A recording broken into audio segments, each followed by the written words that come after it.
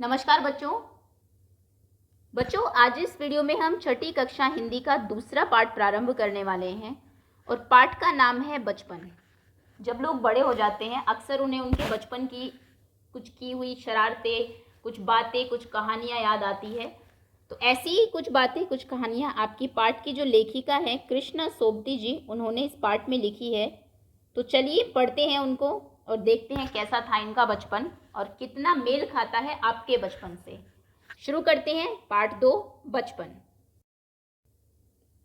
मैं तुम्हें अपने बचपन की ओर ले जाऊंगी, अर्थात अपने बचपन की कुछ बातें, कुछ किस्से सुनाऊंगी।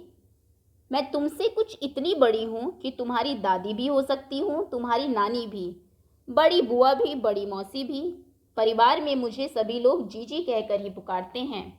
तो ये जो लेखिका हैं आपकी, जब ये लिख रही हैं, काफ़ी अधिक उम्र की है, आपकी दादी या नानी की उम्र की, या फिर बड़ी मौसी, बड़ी बुआ कह लीजिए, उतनी उम्र की ये रही होंगी। और सभी लोग इनको परिवार में जीजी अर्थात बड़ी दीदी कहकर बुलाते हैं। हाँ, मैं इन दिनों कुछ बड़ा बड़ा यानी उम्र में सयाना महसूस करने लगी हूँ। जब आदमी बुढ़ापे की ओर जाता है तो उसको खुद अपने अंदर फील होने लगता है कि अब धीरे धीरे शरीर में कमज़ोरी आ रही है और शायद वो अब काफ़ी बड़ी हो गई हैं। शायद इसलिए कि पिछली शताब्दी में पैदा हुई थी। अब इस शब्द पे थोड़ा सा ध्यान देना है। शताब्दी हम बोलते हैं 100 वर्ष के समय को, लेकिन इसका मतलब कतई ये नहीं है कि ये 100 वर्ष पहले पैदा हुई थी। पिछली शताब्दी कौन सी थी? पिछली शताब्दी थी आपकी सन 1900 से 2000। और अभी कौन सी शताब्दी चल रही है? 2000 से 2100, मतलब 2100। इसे 21वीं सदी, 21वीं शताब्दी हम लोग कहते हैं। और ये पिछली शताब्दी थी, मतलब कि 1900 से 2000 के बीच में पैदा हुई थी। एग्जैक्ट किस साल में वो इन्होंने नहीं बताया है। तो ये है शताब्दी की बात, और इंग्लिश में हम इसको सेंचुरी बोलते हैं। ओके, अभी 21st सेंचुरी है। मेरे पहनने ओढ़ने में भी काफ़ी बदलाव आए हैं, उम्र के साथ जो होता ही है अक्सर। पहले मैं रंग बिरंगे कपड़े पहनती रही हूँ, नीला, जामुनी, ग्रे, काला, चॉकलेटी, ये इनके कुछ रंग इन्होंने बताए हुए हैं। पहले ये बहुत कलरफुल कपड़े पहनती थी। अब मन कुछ ऐसा करता है कि सफ़ेद पहनो, गहरे नहीं, हल्के रंग, जो हल्के लाइट कलर होते हैं, अब मन करता है कि वही पहनो, ज़्यादा रंग बिरंगे नहीं। मैंने पिछले दशकों में तरह तरह की पोशाकें पहनी हैं। दशक हम बोलते हैं 10 वर्ष के समय को, और इंग्लिश में इसे कहा जाता है डिकेड।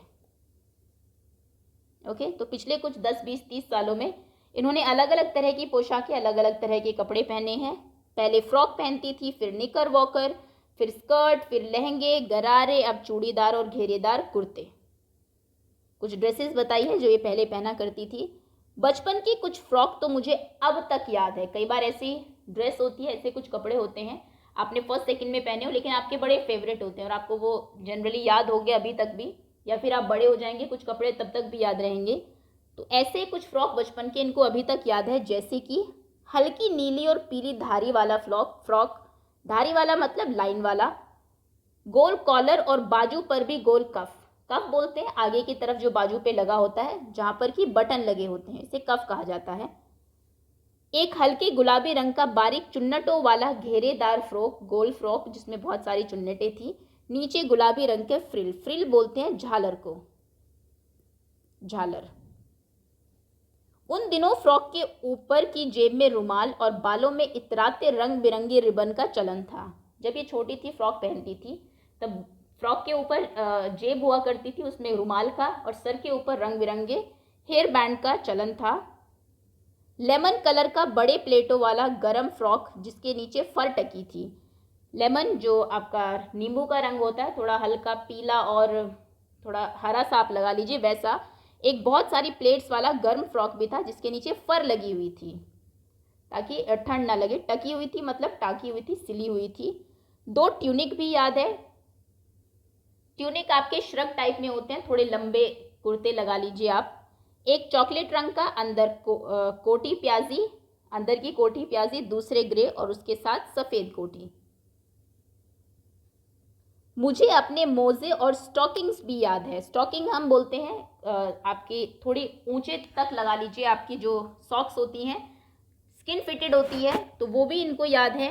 बचपन में हमें अपने मोजे खुद धोने पड़ते थे, वह नौकर या नौकरानी को नहीं दिए जा सकते थे। इसकी सख्त मनाही थी। बाकी कपड़े भले ही नौकर नौकरानी धो दे, लेकिन सॉक्स बच्चों को इनके घर में खुद धोने होते थे, उनको नौकर को देने पर सख्त पाबंदी थी। हम बच्चे इतवार की सुबह इसी में लगाते, अपने जो सॉक्स हैं उनको धोते, धो लेने के बाद अपने जूते पॉलिश करके चमकाते। जब जूते कपड़े या ब्रश से रगड़ते तो पॉलिश की चमक उभरने लगती। जब पॉलिश करते थे जूते पर, उसके बाद ब्रश से उसको रगड़ते थे तो पॉलिश जो है वो चमकने लगती थी, जूते चमकने लगते थे। सरवर, मुझे आज भी बूट पॉलिश करना अच्छा लगता है। हालांकि अब नई नई किस्म के शू आ चुके हैं, कहना होगा कि ये पहले से कहीं ज़्यादा आरामदेह है। हमें जब नए जूते मिलते उसके साथ ही छालों का इलाज शुरू हो जाता। इन्हें आज भी बूट पॉलिश करना अच्छा लगता है। अभी आजकल के जूते कह रही है बहुत कंफर्टेबल है, इनके टाइम के जूते बहुत सख्त हुआ करते थे और जैसे ही नए जूते आते तो नए जूतों से होता है ना अक्सर पैरों में छाले पड़ जाते हैं, तो वही होता था, जूते आते ही पैरों पे छालों का इलाज शुरू करना पड़ता था। जब कभी लंबी सैर पर निकलते अपने पास रुई ज़रूर रखते, जूता लगा तो रुई मोजे के अंदर। हाँ, हमारे तुम्हारे बचपन में तो बहुत फ़र्क हो चुका है। अब ये बताती हैं कि जब नए जूते आते थे तो पास में रुई भी रखते थे, जूता लगने लगता है जब पैरों में काटने लगता है वो बार बार, तो फिर सॉक्स के अंदर मोजे के अंदर क्या डाल लेते हैं, रुई डाल लेते हैं ताकि वो चुभे ना पैर में। और ये बता रहे कि आपके टाइम पर ऐसा नहीं होता, जूते बहुत कंफर्टेबल है, तो आपके और इनके बचपन में बहुत अंतर होगा है। हर शनिचर को हमें ऑलिव ऑयल या कैस्टर ऑयल पीना पड़ता, यह एक मुश्किल काम था। शनिचर को सुबह ही नाक में इसकी गंध आने लगती। हर शनिवार को इन्हें ऑलिव ऑयल या फिर कैस्टर ऑयल, जैतून और अरंडी का तेल हिंदी में इसको कहते हैं, ये पीना होता था। ये पेट के लिए भी अच्छा होता है और वैसे भी हेल्थ के लिए। तो ये कह रही है कि रोज़ सुबह शनिवार को सुबह के दिन ही पहले नाक में इसकी स्मेल इनको आने लगती थी। छोटे शीशे के गिलास जिस पर ठीक खुराक के निशान पड़े रहते, उन्हें देखते ही मितली होने लगती। मितली अर्थात उल्टी। तो शीशे के गिलास थे, उसमें लगा होता था कि कितनी खुराक आपको लेनी है, निशान लगा होता था, उतना तेल डाल के फिर इनको वो पीना होता था। मुझे आज भी याद है कि अगर हम न पीते वह शनिवारी दवा तो कुछ ज़्यादा बिगड़ने वाला नहीं था, सेहत ठीक ही रहती। तो ये लगता है कि इनको ये लगता है कि अगर वो दवा शनिवार को ना पिलाई गई होती तो भी ज़्यादा फर्क पड़ता नहीं। तुम्हें बताऊंगी कि हमारे समय और तुम्हारे समय में कितनी दूरी हो चुकी है, यहाँ तक कि बचपन की दिलचस्पियाँ भी बदल चुकी है। अब ये बताएंगे कि आप जो बचपन जी रहे हैं और इन्होंने जो जिया है, दोनों में क्या अंतर है और किस तरीके से इंटरेस्ट अलग है दोनों के ही।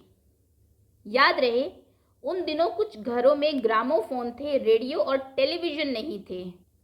ग्रामोफोन आपको एक बार दिखा देते हैं, ये शायद आजकल आपको घरों में ना देखने को मिलते हो। रेडियो भी नहीं होती आजकल, तो मोबाइल ने सभी चीज़ों की जगह ले लिए। ये होते थे ग्रामोफोन, यहाँ पर कैसेट्स होती थी, इसके ऊपर इसको पिन कर दिया जाता था, ये घूमता था और कैसेट में जो रिकॉर्ड है गाने वो इसमें बजते थे। ओके, तो उनके टाइम पर ये हुआ करता था, तब रेडियो और टीवी भी नहीं होते थे। हमारे बचपन की कुल्फ़ी आइसक्रीम हो गई है। आजकल आप आइसक्रीम खाते हैं, इनके टाइम पर कुल्फ़ी होती थी। कचौड़ी समोसा पैटीज़ में बदल गए हैं। पहले ये कचौड़ी समोसा खाया करते थे, आजकल आप लोग पैटीज़ खाते हैं। शहतूत और फालसे और खसखस के शरबत कोक पेप्सी में, ये इनके शरबत पिया करते थे और आप आजकल कोका कोला और पेप्सी पीते हैं। उन दिनों कोक नहीं, लेमनेड विमटो मिलती थी। शिमला और नई दिल्ली में बड़े हुए बच्चों को वेंगर्स और देविको रेस्तरां की चॉकलेट और पेस्ट्री मज़ा देने वाली होती। हम भाई बहन की ड्यूटी लगती शिमला मॉल से ब्राउन ब्रेड लाने की। जो लोग शिमला या दिल्ली में रहते थे, वहाँ पर ये दो फेमस रेस्टोरेंट्स आपको बताए हुए हैं, वेंगर्स और डेविको। वहाँ पर चॉकलेट और पेस्ट्री मिला करती थी, तो इनकी भाई बहनों की ड्यूटी लगती थी, शिमला मॉल में जाके ब्राउन ब्रेड लाते थे वहाँ से। हमारा घर मॉल से ज़्यादा दूर नहीं था, एक छोटी सी चढ़ाई और गिरजा मैदान पहुँच जाते। वहाँ से एक उतराई उतरते और मॉल पर कन्फेक्शनरी काउंटर पर तरह तरह की पेस्ट्री और चॉकलेट की खुशबू मनभावनी।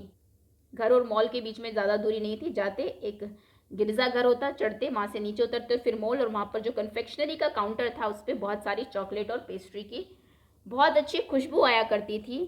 हमें हफ्ते में एक बार चॉकलेट खरीदने की छूट थी। सबसे ज़्यादा मेरे पास ही चॉकलेट टॉफ़ी का स्टॉक रहता। मैं चॉकलेट लेकर खड़े खड़े कभी न खाती, घर लौटकर साइड बोर्ड पर रख देती। और रात के खाने के बाद बिस्तर पर लेटकर मज़ा ले खाती, मतलब मज़ा लेकर खाती। वहाँ पर कभी नहीं खाती थी, घर ले आती थी ये खरीद कर और खाने के बाद रात में खाती थी।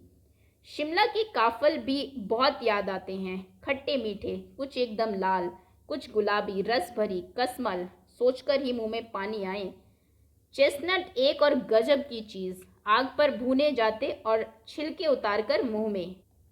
ये देखिए, ये होते हैं काफल। शिमला के काफल काफ़ी फेमस भी है, जैसे उन्होंने डिस्क्राइब किया बिल्कुल वैसे ही ये लाल रस भरे, है ना।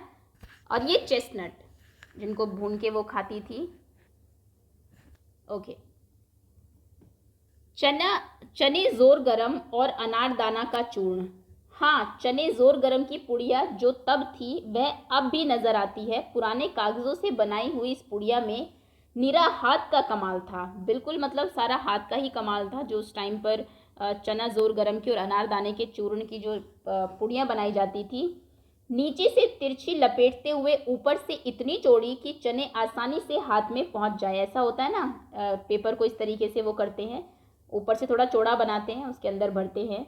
एक वक्त था जब फिल्म का गाना चना जोर गरम बाबू मैं लाया मज़ेदार, चना जोर गरम उन दिनों स्कूलों के हर बच्चे को आता था। ये एक पुरानी फिल्म का गाना है, क्रांति फिल्म का, अगर आपने देखा हो तो। ये हर बच्चे का फेवरेट था, क्योंकि खाने की भी चीज़ थी, उसी को खाते थे और गाना गुनगुनाते थे। तो कुछ एक चीज़ें जो उन्होंने खाने, अच्छा आगे भी है खाने की ही चीज़ें। कुछ बच्चे पुड़ियों पर तेज़ मसाला बुरकवाते, उसके ऊपर की तेज़ मसाला कर दो ताकि चटपटे बने।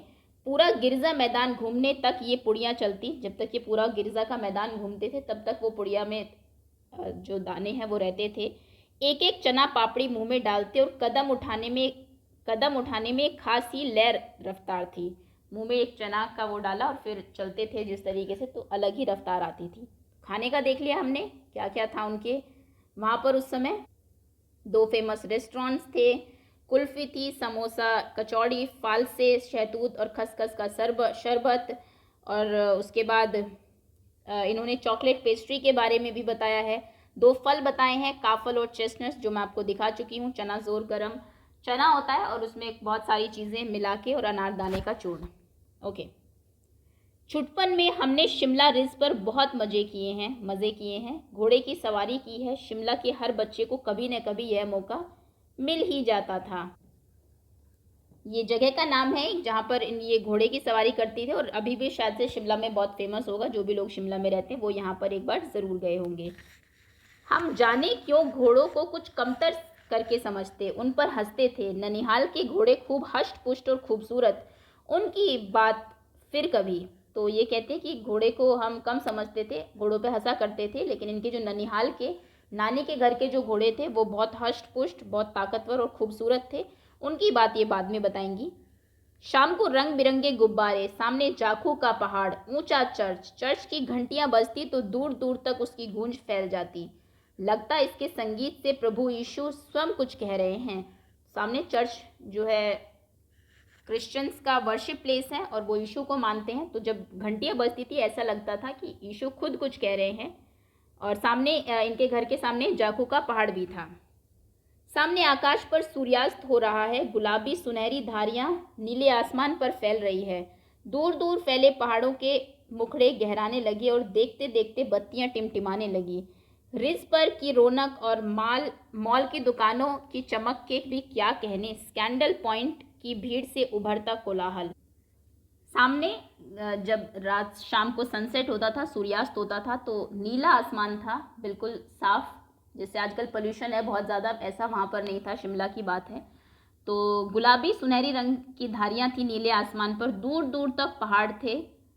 वो उनके मुखड़े, मतलब उनका जो चोटी है वो थोड़ी गहराने लगती, उनके ऊपर थोड़ा अंधेरा छाने लगता, बत्तियाँ टिमटिमाने लगती। रिज जहाँ पर ये घुड़सवारी के लिए जाते थे उसमें खूब रौनक होती, बहुत सारे लोग होते थे। मॉल में भी दुकानों की चमक होती थी और स्कैंडल पॉइंट पे भी खूब कोलाहल, मतलब शोर होता था। सर्वर स्कैंडल पॉइंट के ठीक सामने उन दिनों एक दुकान हुआ करती थी जिसके शोरूम में शिमला कालका ट्रेन का मॉडल बना हुआ था। जिनको एक कहानी सुना रही है उनका नाम है सर्वर। तो ये बता रही है स्कैंडल पॉइंट जो था उसके सामने एक दुकान थी जिसमें जो शोरूम था वहाँ पे शिमला कालका ट्रेन, उसका मॉडल बना हुआ था। इसकी पटरियों, मॉडल होता है छोटा, एक तरीके से उन्होंने ट्रेन को करके दिखाया था। इसकी पटरियाँ, उस पर खड़ी छोटी छोटी डिब्बों वाली ट्रेन, एक और लाल टीन का छत वाला स्टेशन और सामने सिग्नल देता खंबा, थोड़ी थोड़ी दूर पर बनी सुरंगें। जैसा वहाँ पर था शिमला कालका ट्रेन जैसे जाती थी उसका रास्ता, बिल्कुल उसी का छोटा मॉडल इस दुकान में बना हुआ था। पिछली सदी में तेज रफ्तार वाली गाड़ी वही थी। कभी कभी हवाई जहाज भी देखने को मिलते। दिल्ली में जब भी उनकी आवाज़ आती, बच्चे उन्हें देखने बाहर दौड़ते, क्योंकि बहुत कम आते थे, इसलिए जब भी कोई प्लेन आता था तो बच्चे दौड़कर बाहर उन्हें देखने जाते थे। दिखता एक भारी भरकम पक्षी उड़ा जा रहा है पंख फैलाकर, और यह देखो, और वह गायब। ये यहाँ पर जहाज की बात कर रही हैं। उसकी स्पीड भी इतनी तेज़ लगती। हाँ, गाड़ी के मॉडल वाली दुकानों के साथ एक और दुकान थी जो मुझे कभी नहीं भूलती। यह वह दुकान थी जहाँ मेरा पहला चश्मा बना था। वहाँ आंखों के डॉक्टर अंग्रेज़ थे। जो इन्होंने बताई है वो एक दुकान जिसमें मॉडल था एक ट्रेन का, उसके पास में एक और दुकान थी जहाँ पर इनका चश्मा बना था, और वहाँ पे जो आंखों के डॉक्टर थे वो एक अंग्रेज़ थे।